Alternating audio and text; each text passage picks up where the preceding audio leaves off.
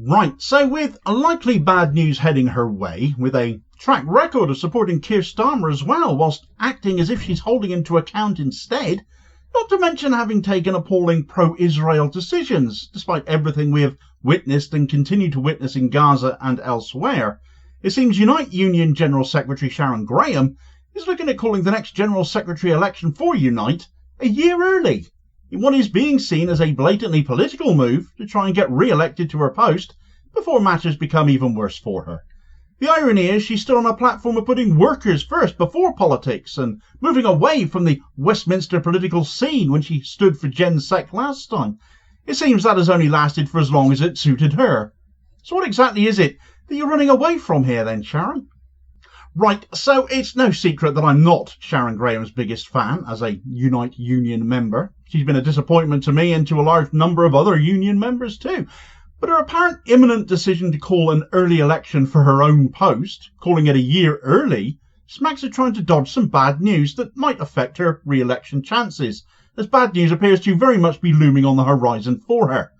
You see, when Graham ran for her post the first time, she ran on a pledge to crack down on union corruption as she saw it. She was going to deal with the mismanagement she had apparently identified, and the big issue she pointed at in relation to all of that at the time was the construction of Unite's Birmingham Conference Centre and the adjacent hotel to it, the cost of which was projected when construction began under Graham's predecessor Len McCluskey at some £38 million. But the costs ran to far more than this, coming in just shy of £100 million at the end of the day. Graham commissioned 2 reports into this upon becoming General Secretary, citing what were said to be very serious concerns about potential criminality. The 2 reports themselves were a KC-led inquiry into why the overspend happened, why it went so far over budget, and the other was an external forensic investigation into Unite's external affiliate providers. There was a hunt on to find someone to blame for all of this. The reports were indeed passed on to the police in 2022, and that's pretty much the last we really heard of it, until Squawkbox, who have far and away been holding Graham to account more than any other media outlet in my view throughout her tenure, happened to get wind of Graham planning to call the Gen Sec election a year early. The allegation of why being that the police have concluded their allegation, this is the rumour at any rate, and found no wrongdoing whatsoever, though of course we'll wait and see for those reports to come out to officially confirm that. Graham, claiming others had wasted a ton of money for nefarious purposes, accounting for the massive overspend in the construction of this conference centre, may instead have wasted money herself on little more than a witch hunt, which, upon being concluded just a year out from when the next Gen Sec election needs to be called anyway, as things are apparently happening, doesn't look good. And therefore she's making a political choice, it would seem, to go early before things get even worse for her. The woman who pledged to move the union away from politics and back towards the workers.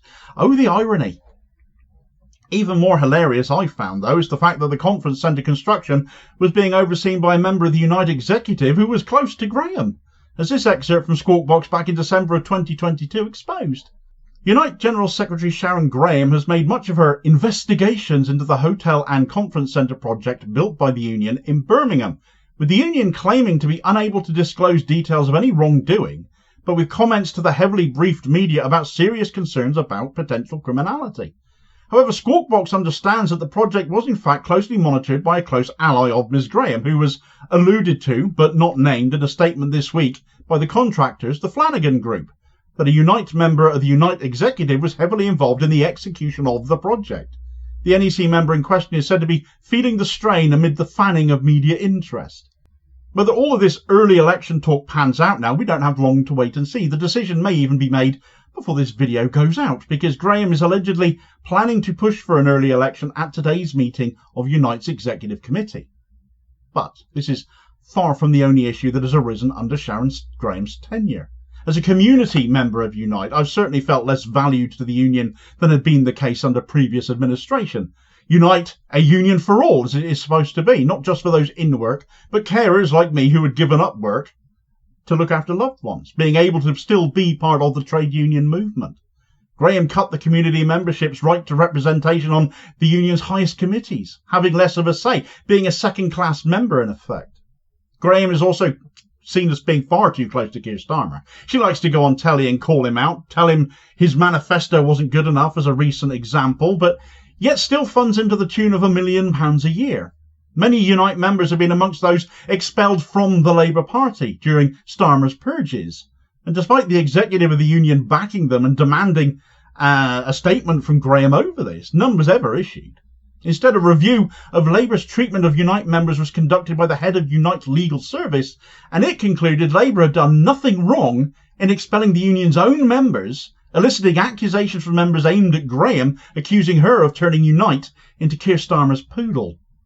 Graham has also taken a pro-Israel stance in regards to the war in Gaza, on one occasion launching a ridiculous survey where she literally asked union members whether the union should take a pro-Israel stance, and that happened just last June. That's 8 months into the genocide we've witnessed in Gaza. Where Jeremy Corbyn had, of course, been accused of being anti-Semitic by his own party, and, of course, the media leapt all over that, the scam it proved to be, as a weapon to bring down his Labour administration, something we now know was concocted by Starmer's now Chief of Staff Morgan McSweeney. Graham, in a nod to both Starmer and Israel, banned all showings of the film Jeremy Corbyn The Big Lie from all Unite buildings, a film that exposed the scam for the scam it was.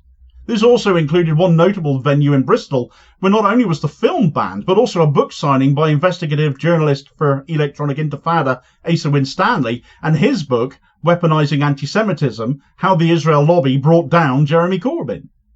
She also tried to get the pro-Palestine fringe event always held at Unite's conference banned as well, though the organiser of that told her where to go. Starmer was, I believe, the guest speaker at that particular conference too. Certainly was at one recent conference, allegedly brought in by Graham against the wishes of others.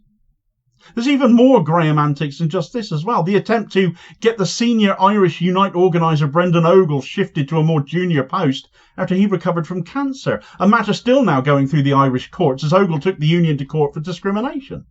Graham not choosing to be represented by the union's retained lawyers that all members would have backing them in any legal pursuit they might have, Turner Hamilton, the company there. They weren't good enough for her, apparently. She's charged members to be represented by Dentons, one of the biggest law firms in the world, blowing the equivalent of something like 5,700 full union membership subscriptions to the union just to cover the cost of the tribunal part of that trial, never mind the associated defamation suit that Ogle had also brought. So I say, bring on the election early, by all means, Sharon. I look forward to casting a vote for someone else. For more on Sharon Graham's issues with Palestine, check out the video recommendation here, where Unite members decided to take her to task over that matter earlier this year. Such was their discussed with her as your suggested next watch. And I'll hope to catch you on the next vid. Cheers, folks.